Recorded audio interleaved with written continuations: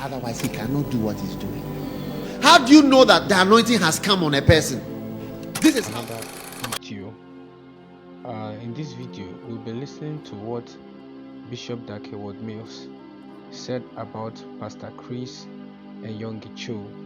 In his teaching, he shows us a secret to identify an anointing.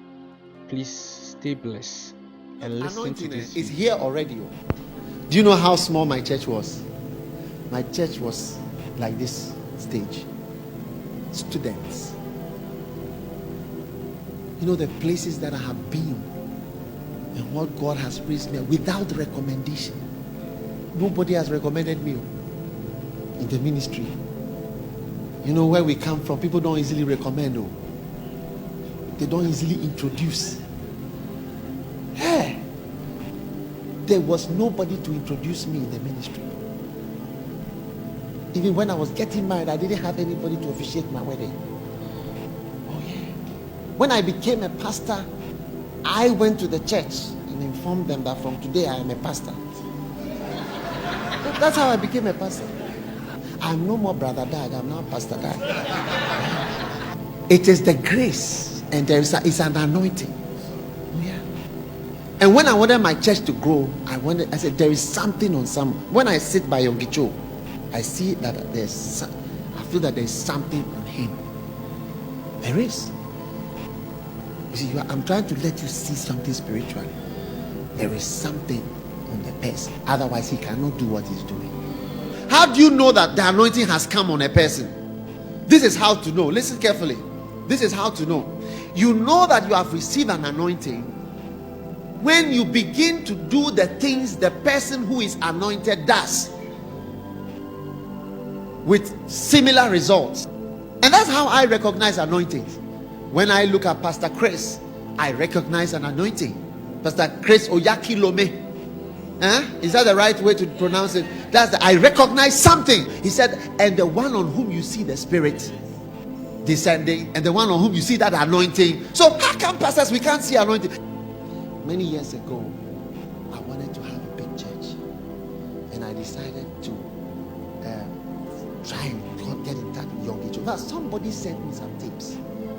That's what I wanted. Church growth and this, church growth and that, church growth by Yonggi Cho in English. Hey, I started to listen to them, and I started to get closer to a church growth anointing. Big church. When you go to Korea, you'll be amazed. Yeah. I mean, it is fantastic. Yeah. You have to choose. Did you hear me? I said you have to choose. Just like when you go to a shop, say, I want a black suit or white suit or red tie or blue tie. You choose. I want this thing. If it's a grace to start churches, see somebody say, I want this thing. There is a lot to it. It's a long journey, but you can have it. I have learned something, you can have it. That's what I've learned in my ministry. If I have not learned anything, I've learned that you can have these spiritual blessings. It's possible. It's not impossible. You know, many ministers don't understand what they are doing, and many ministers don't want people to have what they have. So they make it very mystical. You know, when the Lord called me, when he appeared to me in the room there, and he just sat down on the chair, and he spoke to me about my calling. He said to me, you know, my son, this is a special unction that I'm placing. You stretch out your right hand. And I stretch out my right hand, and he put a diamond in my hand. I receive the glory of God for this eternal ministry. Hey. Then you look at you. Jesus doesn't come to your room. How can you ever be like that? How can you ever amount to anything? Huh? Because the thing is so wild. A light shining, this, that, whatever, diamond. And then after Jesus said to me, he said, my son, kneel down. And I knelt down immediately. And he took a certain divine oil and he poured it on my when he poured on my head, I began to feel a supernatural infusion. of divine glory and visitation. Glory be to God. So now, when you hear that, you say, me, I only read Bible and I pray. I open Bible, I read, I pray. I say that I don't feel anything. Hey, how many understand what I'm talking about? Hey, it sounds so wild and so far. God sent me here to tell you that you can be anointed. I tell you, you can have something specific. When I was in university, I had some tapes from Fred Price. My father's one of them is Fred Price. I learned how to preach by watching him preach. You know, I just used to watch him. One day my father came to the room, he saw me watching the video. He said, do you think you can become a priest by watching videos? He was prophesying. I actually was becoming a priest by watching the videos. I used to watch the same video. I like the way he preached. I like the way he walked about. I like the way he talked to people. He would walk the congregation. Isn't it? Have you seen it? He'll put his hand there. He'll talk to the people, this and that. And he had the crowd and he was talking, asking them. It was nice. One day I was in my church, years later, and I was in the middle of the congregation holding the chair and talking to the people. It was a Sunday morning, and the Lord said to me, see, you are there. I was a student without a church when I started to watch that thing, and the Lord said, you are there.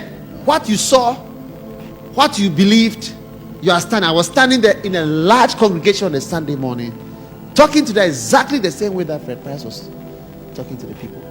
Now, one of the ways you can follow someone is through his books and tapes, CDs, videos. But Fred Price, I just met him last year or 2 years. 2 years. So that's the first time he came to town, and then somebody called and said Fred Price wants to have dinner with us. I said, how does Fred Price know me? I don't know how he knows. He said he wants to have me with you. So I went and met with him, gave him an offering, and that was it. That's the first and only time I've ever seen him for 30 minutes. I never met him before. Kenneth Hagin, never met him, just once. But I follow them. Oh, I know them better than the people that are in the church. The people that are in the church, they don't know what they have.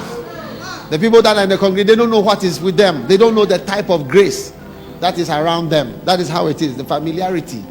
You don't know what you have, you don't know what is there. It's just, around, you just see it as nothing. That's why sometimes you have to travel. So you see that people appreciate you. You see that you realize what giftings are in you. You're just always with the same congregation. There's something we call the aura of the. I hope you've been blessed by this video. Please don't forget to subscribe, to like and share this video. And please, you can comment below. Your comments are very necessary to us. Let's see your opinion on what the man of God has said. Please don't forget to subscribe.